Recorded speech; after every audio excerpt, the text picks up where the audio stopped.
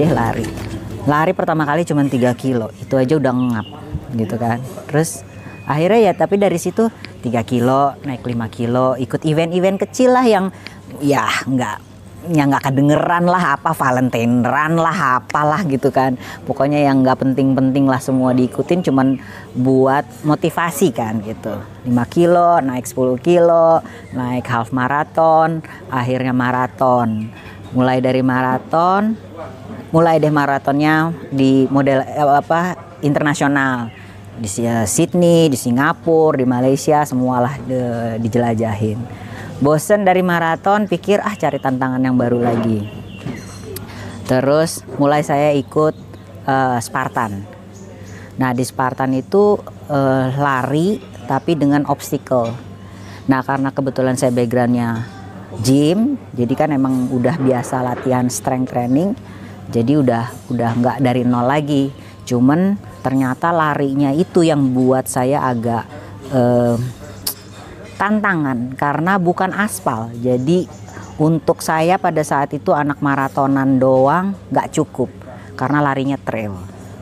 Dari Spartan saya yang pertama, wah saya harus coba lari trail nih. Dari situ saya mulai trail. Trailnya juga dulu belum main distance ultra ya, trail ya biasa aja, trail 10 kilo ya trail gitu, 16 kilo, 20 kilo. Lama-lama ya terus-terusan naik. Dari akhirnya jadi ikut ultra trail. Terus di samping itu Spartannya memang tetap lanjut.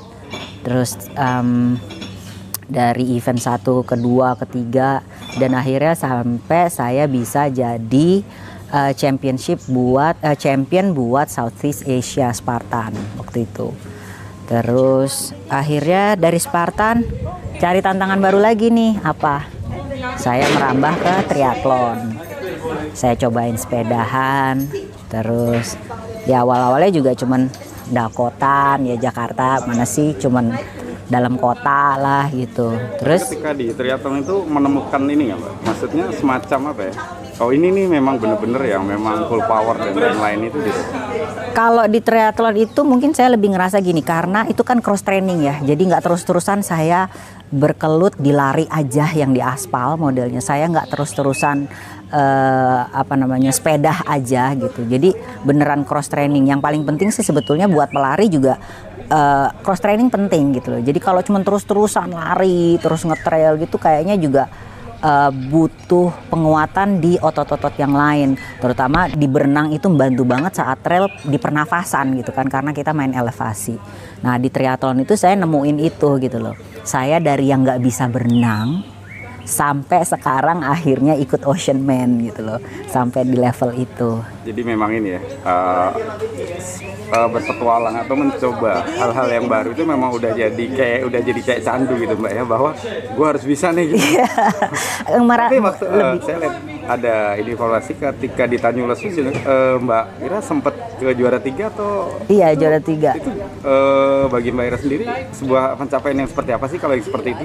Atau hanya sekedar bonus aja atau yang penting gue ikutlah gitu? Waktu di Tanjung Lesung itu sebetulnya saya juga gini, itu juga satu event yang menurut saya challenging buat saya, karena saya nggak pernah yang namanya sepedahan di gunung dengan elevasi naik turun gitu. Itu saya nggak pernah gitu. Saya betul anak sepeda, tapi sepedanya kan di aspal gitu loh, nggak yang di gunung yang ajrut-ajrutan gitu, jumpalitan gitu, saya nggak pernah gitu.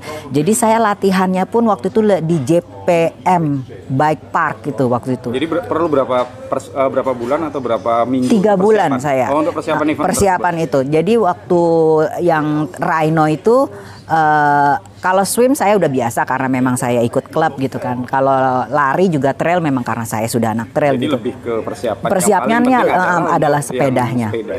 Karena jalur neraka terus. Betul. Dan di situ saya benar-benar latihan nggak panik gitu, karena begitu turunan ternyata di depan ada batu, saya harus bisa manuver cepet gitu dan bisa mengendalikan si sepeda itu. Gimana caranya, bukan saya yang dikendalikan sepeda, tapi saya bisa mengendalikan sepeda, dan itu luar biasa tadi. Dan bener aja gitu, jadi ada di satu rute itu dan memang terkenal curam banget, tanahnya blesek dan belok, dan saya jatuh di situ. Ada nggak selain yang itu, mungkin itu pengalaman yang mungkin luar biasa ya dengan tapi dengan persiapan ya. Betul. Ada nggak sih yang pahitnya juga, misalnya di satu lomba yang tiba-tiba nggak ngerti medan, terus tiba-tiba panik dan nggak ngerti lagi harus kayak gimana, tapi harus dijalanin gitu Mbak? Kira. Selain si Rhino itu, kalau panik gimana ya? Kebanyakan sih saya well prepare ya. Kalau cuman pada hari hanya mungkin banyak sebenarnya nggak surprise, tapi adalah sedikit di luar dari prediksi saya, cuman nggak terlalu banyak. Dan ya misalnya contohnya Audax kemarin deh yang paling fresh banget yang baru saya kerjain gitu, karena ngejalanin sepeda 200 kilo. Sebelumnya saya sudah pernah, karena saya udah pernah ikut Audax. Tapi lagi-lagi gini, bukan berarti kita sering ikut race, bukan berarti kita master gitu loh, gitu kan. Bukan berarti begitu, karena setiap race itu punya tantangan yang berbeda, rutenya pun berbeda, jadi challengingnya tuh berbeda. Di yang sepedahan kemarin saya ngerasa gini, oh iya saya kuat kok sepeda 200 kilo. Saya kemarin di Jogja udah. Begitu ngerjain Audax Jakarta saya kaget banget, karena benar-benar nguras endurance saya di situ. Saya sepedahan 13 jam dan bukan main di speed, tapi saya lebih main di agility saya itu benar-benar dites pada saat turunan dengan rute yang berbatu gitu loh. Jadi di situ agak serba salah, mau disikat tuh turunan, ntar ngejungkel, nggak disikat kok ya ngerem nggak kelar-kelar, ini tangan sampai keram gitu. Nah itu salah satu contoh yang menurut saya challenging gitu loh. Oke, kembali ke, kalau mungkin kita bicaranya dari tadi ya, lari juga oke. Ini terus main air juga ya, apa untuk yang arung jeram itu yang kayak kayak dan sebagainya. Saya sedikit tahu bahwa orang main kayak itu juga bukan orang sembarangan, karena selain power dari tangan, kemudian nafas dan sebagainya kan, karena kalau dia manuver kan di dalam air yang dalam tanda kutip itu sangat bahaya loh kalau kita tidak menguasai dari kayak tersebut. Kenapa kayaknya semua mau dimakan itu? Sebenarnya bukan semua nggak mau dimakan. Jadi ini karena periode pandemik ya. Jadi pada saat pandemik kemarin tahun lalu itu benar-benar saya yang biasanya dalam 1 tahun itu race udah berjejer, ini nggak ada sama sekali. Semua. Jadi 2020 itu saya lost berapa puluh race yang ada yang bisa di refund, ada yang nggak bisa di refund, ya kan. Jadi begitu pula hotelnya, kalau misalnya saya bayar yang non refundable ya berarti kan saya harus ikhlasin.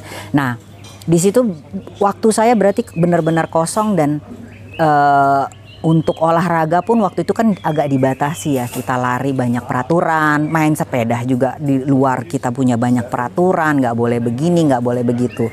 Nah itu pada saat itu saya lebih banyak latihan semua di rumah, pakai treadmill, pakai Zwift buat sepedahan, berenang pun untung kebetulan di rumah ada kolam, meskipun ukurannya cuman kolam ikan lah ya gitu, tapi ya maksudnya biar nggak hilang-hilang banget masih bisa berenang lah istilahnya gitu. Saya masih banyak beruntung daripada yang nggak bisa main air sama sekali gitu. Nah setelah mulai pandemik ini agak longgar, banyak event-event yang race belum ada tapi virtual ya kan. Nah di virtual terus udah gitu, kalau race yang benar-benar saya inginin kayak si Spartan gitu, karena semua Spartan itu nggak ada di Indonesia, jadi saya harus ke luar negeri, jadi absolutely saya belum bisa. Kalau kayak itu karena saya belum masuk di ajang belum masuk ke ajang pertandingan, jadi buat saya tadinya itu cuman ya udah ini ada kok kelas modelnya waktu itu, kelas saya ikutin aja deh, kelas beginner gitu terus kelas advance. Dan karena memang saya selalu race di laut, jadi laut itu buat saya bukan hal yang menakutkan tapi menyenangkan gitu. Dan untuk bisa ada di atas kayak itu buat saya ngelihat perspektif yang berbeda tentang laut, karena biasanya saya di laut itu sebagai swimmer, ini saya ada di atas airnya gitu loh.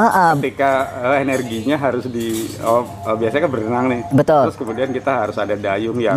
Ada yang berbeda? Banyak berbeda banget gitu loh. Jadi karena beda olahraga dan beda juga mediumnya. Kalau saya perenang saya ada di dalam air, saya nggak ngerasain keringetan, exhausted itu enggak gitu, tapi mungkin saya out of breath. Jadi tapi kalau di kayak itu kita kena seperti matahari itu ada 3 di atas kepala kita karena kita nggak ngelewatin pohon, nggak ngelewatin apapun, dan kita tidak di dalam air. Jadi itu heat itu benar-benar diabsorb, dan itu yang namanya matahari itu benar-benar nguras tenaga luar biasa. Soal lain ya, matahari lebih dekat dari biasanya. Banget. Jadi sampai kebakar, dan ditambah lagi kita harus dayung. Dayung itu orang berpikir oke, tenaga dari tangan, itu salah. Karena bukan tangan, tapi lebih banyak main di core.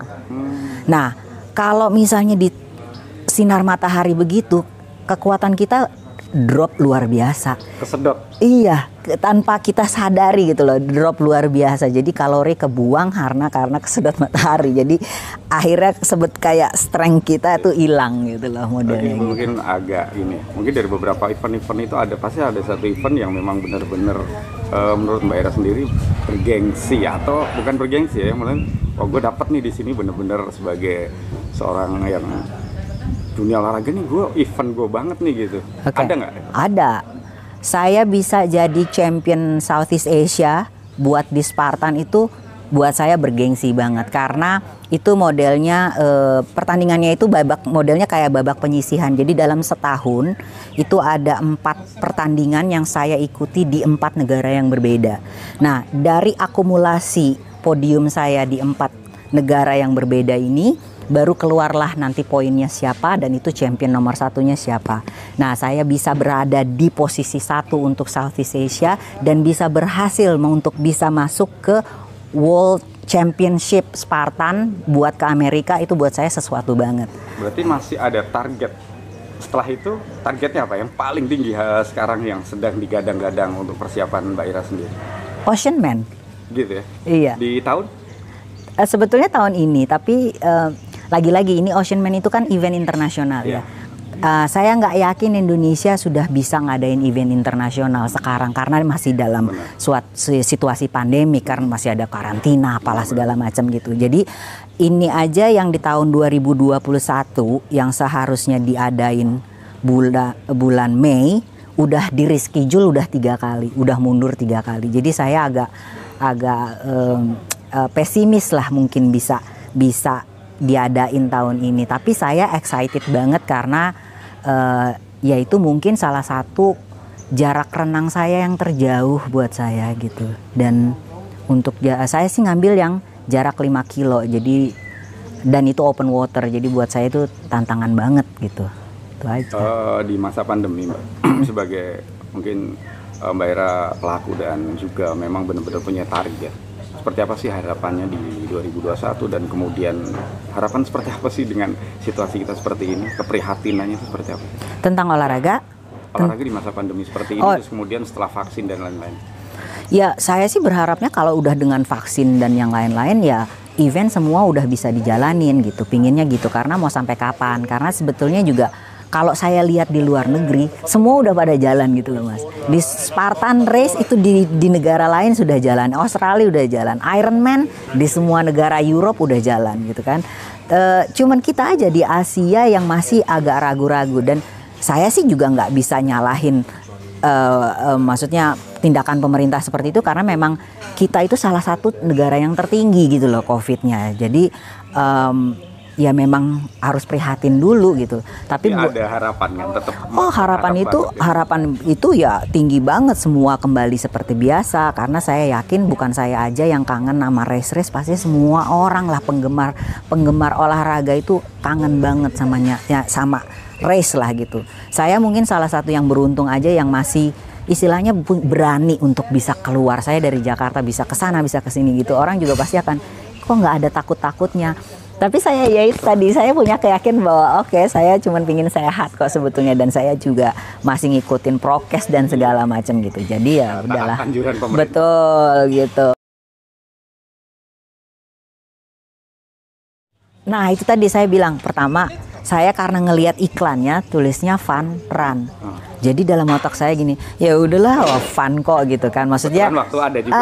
Waktu ada juga, dan saya memang kesini pingin sepedahan, pingin naik gunung gitu. Jadi kan. Jadi bukan hanya enggak, bukan karena lari aja. Saya kesini tuh emang karena punya banyak misi. Saya pingin latihan sepeda dengan elevasi gitu, karena saya punya ada event yang saya mau ikutin dan itu agak sedikit menantang juga buat saya gitu loh. Dan ternyata ada event ini gitu loh. Dan event ini di minggu ini dan saya tuh join event Westlake itu di tanggal 9-10 besok. Jogja. Oh, Westlake gitu. Jadi langsung ya dari sini. Betul, makanya dari sini sampai Kamis, terus Kamis saya check in di Westlake, langsung lanjut race lagi gitu kan. Jadi memang sebenarnya untuk yang hari ini tuh tantangannya sampai ke kalau bisa dinilai level 10 sampai 100, menurut Mbak Ira sendiri berapa sih nilainya? Dengan jalur-jalur tadi ya? Gini, kalau misalnya untuk saya, karena saya pelari trail, mungkin tantangannya sekitar 6 sampai 8 gitu. Sampai 8. Tapi saya nggak tahu kalau yang buat pemula ya. Mungkin ini terlalu agak nakutin juga, Mbak. Gitu loh, agak nakutin emang gitu karena benar-benar harus fokus Mas gitu. Karena kalau nggak fokus. Tapi dibalik lagi bahwa event ini kan termasuk kita ambil uniknya kan, bahwasanya melalui yang Mbak Ira cerita sendiri, kita melalui rel batu ini sebenarnya ini udah tenaga harusnya udah habis duluan nih mungkin di 3 km pertama. Betul. Itu gimana sih Mbak kalau mungkin bisa sedikit trik atau tips ya untuk yang beginner bahwasanya ketika kita menghadapi trek-trek seperti ini, pernapasan atau mungkin kecepatan itu gimana sih idealnya menurut Mbak Ira sendiri? Nah, seperti tadi saya bilang gini. Jadi ekspektasi ya gitu. Pada saat saya ngelihat brosur itu fun run, jadi ekspektasi saya oke, saya bisa speed. Itu udah pasti otomatis semua orang mikir gitu. Kalau fun ya udah saya bisa speed. Tapi kan saya nggak berpikir bahwa level challenge-nya setinggi itu gitu loh, dengan batu-batu dan besi rel kereta api itu yang solid dan tinggi rendah gitu. Nah begitu tadi setengah kilo pertama saya langsung harus gini, saya nggak bisa nih main di pace ini. Saya sebetulnya larinya saya ini agak setengah loncat-loncat menurut saya gitu. Kok saya kayak kancil kayak gini nih akan habis. Sorry, saya potong. Kalau memang seperti itu, ketika kita juga harus, ini gue harus pakai metode ini, itu di berapa kilo harus ditetapkan sebagai seorang pelari yang dia juga harus energinya sampai ke 16 kilo untuk jarak 1 sampai 16 kilo itu triknya seperti apa? Lebih pastinya. Nah, ya pace turunin gitu. Yang jelas udah lupain lah main pace karena benar-benar harus lihat jalanannya itu, dan lebih bagusnya lagi di maintain. Jadi kalau misalnya biasanya kita main pace bisa naik turun. Kalau di trail ini mendingan menurut saya pace-nya korbanin tapi di maintain aja gitu loh. Jadi kalau misalnya sanggupnya di pace 8 terus aja di pace 8 karena itu berarti mainnya safe. Karena dengan medan yang tadi main safe itu penting banget. Seperti tadi saya juga bilang karena begitu satu slip ankle kelar, dan itu kemungkinannya itu 1000 kemungkinan dalam distance 12 kilo tadi itu banyak banget. Nah juga ini Mbak ya, kalau misalnya mungkin yang beginner tadi harus memikirkan safe itu dulu baru ke target dari pribadi atau mungkin seperti itu. Karena resikonya gede banget yang Mbak bilang, kerikil, besi, dan kemudian juga jarak yang sebenarnya cukup lumayan nggak sih Mbak kalau untuk 16 kilo ini?